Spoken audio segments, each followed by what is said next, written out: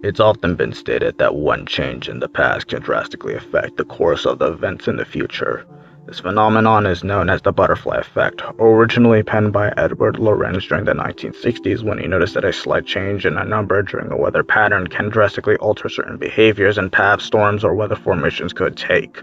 This theory would eventually sprout out into other theories and concepts such as the Mandela effect and make its way into pop culture such as The Avengers, JoJo's Bizarre Adventure. You get the gist of it by now, hopefully. So how does this relate to Stories of Sodor? 5 months ago, Victor Tanzik released the lore of the final episode of the SCPs of Sodor, which you'd think would stump most of my theories prior to the making of the lore dump video. The truth be told is that the theory is still intact, although several parts of it are outdated and would need to be corrected, of course. However, nothing said in Victor's SCP lore video contradicts what I have said in my previous videos. In fact, it actually might make a lot more sense with the multiversal lens in mind.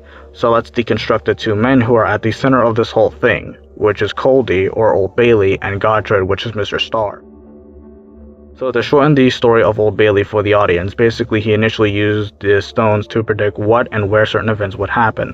This, however, would ultimately lead to his downfall when he missed a small detail in going into the future to where the Danes would in fact invade again, this causing him to retreat and take up the Old Bailey identity once he was defeated. After that, Godred took over and used the stones more openly, advancing medicine technology for the island, etc. Eventually, he would fall in love with a woman from the future, and this would cause him to inevitably live in the future with her. However, he would foresee his own death and escape it, eventually ending up during the end of the SCPs of Sodor series. So, why did I retell you these two stories exactly? It's because they both have the same common theme as each other: rewriting history. Let's take Old Bailey's story as an example. While, yes, he had repelled the invaders the first time, fate eventually caught up with him and refigured the timeline back into its original spot. However, this didn't happen with Mr. Star. Right? Well, it did. Just not in the way people were expecting. This is where things get very confusing. You see, in order for an event to be foretold in the future, it must have already happened down the line at some point, meaning that there is a time loop in play here, or at least a cycle of it. Think about it like this. Imagine if Henry got the foresight to see the flying kipper accident and prevented it by knowing that the green signals were frozen. In order for Henry to have known this, however, there must have been a cycle in the timeline where it happened in order for Henry to foresee it ahead of time. Basically, Henry must have crashed into the kipper before the event could be prevented. So, if these cycles were present before the timeline was altered, wouldn't that mean that the timeline of Stories of Sodor is refreshable or is in some sort of cycle? The timeline gets overwritten by the events of the past that were foretold from the future. Now, I think everyone who is currently tuned in knows exactly the big problem I'm talking about. The past causes the future, which inevitably would mean that the point in which time would be changed would be making the past the future due to foresight, and making the future the past, which is fundamentally not how time is supposed to work. This is why I've said I didn't want to explore the possibility of a grandfather paradox within the Stories of Sodor universe, because then we would have to figure out an impossible problem with these two men who have previously never met each other until 1964. It's just too much for one timeline to have. This is where the Victorverse theory enters into the conversation. So, because of how unorthodox I presented the Victorverse theory on the first go-around, many people were confused as to what the hell I was talking about in the video, and granted, yeah, in hindsight, I was trying to be mysterious and use euphemisms that don't really explain why I came up with the theory to begin with, and it's probably not the best idea for introducing such a crazy-ass idea to the wider Stories of Sodor community. So here's my main thesis that the Victorverse is predicated on. Stories of Sodor is not just one timeline, it is a web of timelines that expands outwards across space and time, and interacts with Victor Tanzik's other projects. Yes, including Sodor shorts. The idea came to me when I was parsing through the series initially.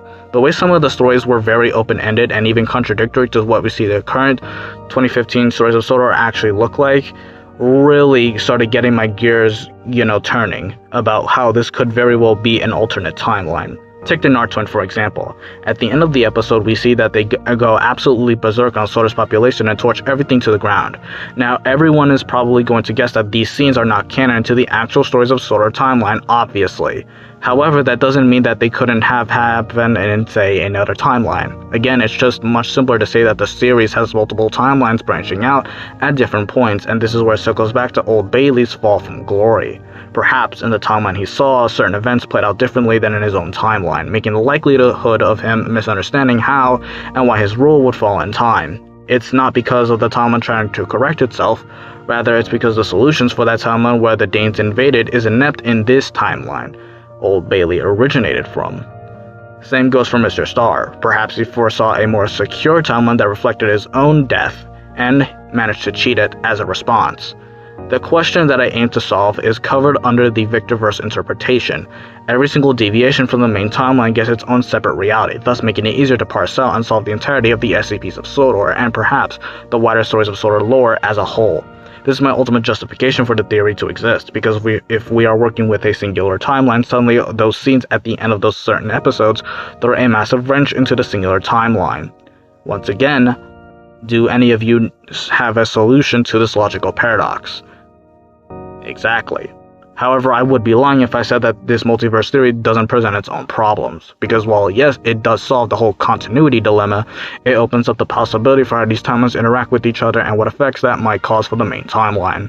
What side effects might we see when timelines are altered and shaken up by other timelines? Well, that's where two players come into this timeline shifting game. These two players are answering the exact same question in different ways. The first one is relatively obvious if you have been paying attention. The second one, however, is where I drop the bombshell of how deep these changes actually change the stories of SWTOR timeline. So, the first player in this timeline that gets massively altered due to how many changes have been made to the timeline in the first place, with how many butterfly effects have taken place, is Thomas the Tank Engine. Now, I don't think I need to explain too much for how we get to the butterfly effect essentially killing Thomas here. I could go through the laundry list of changes that lead to Thomas biting the bullet, but suffice it to say that Benson, the Saboteur, and perhaps even Mr. Starr defying fate all have a role to play in this massive divergence we see in the stories of SWTOR universe. I'll explain the Mr. Starr one, as that is the toughest to sort out. Basically, if the timeline is already set in stone, but suddenly diverts from the path with outside help, that would mean in time the timeline would need to correct itself at some point, aka it would have to sacrifice something in this altered timeline. Hence, Thomas dies out and the need for the timeline to balance itself out. This gets even more real when you realize that Mr. Starr would have appeared back at the portal site in 1964, just a little less than a year before Thomas bit a bullet. This is why after the SCPs of SWTOR, the stories have been completely changed compared to the first 4 seasons. It's because the timeline is altered and needs to fix itself. That's the best and most in-depth way I can go into why Thomas the Tank Engine is a victim of the butterfly effect in the Victorverse theory. And that's all for today. Thanks for Okay, you know that there was a second player I mentioned that was a victim of the timeline shenanigans that is going on here. I've kept this engine relatively vague because his inclusion into the stories of SWTOR timeline is so fucking baffling to me that his inclusion basically is an alteration to the timeline itself. This engine is not Johnny Cuba, as that can be explained away with the conclusion that I drew in the first video, with the whole standing stones in the path of the dead working with each other to spit spirits from other timelines into the main one. So Johnny Cuba is not the second player I'm talking about here.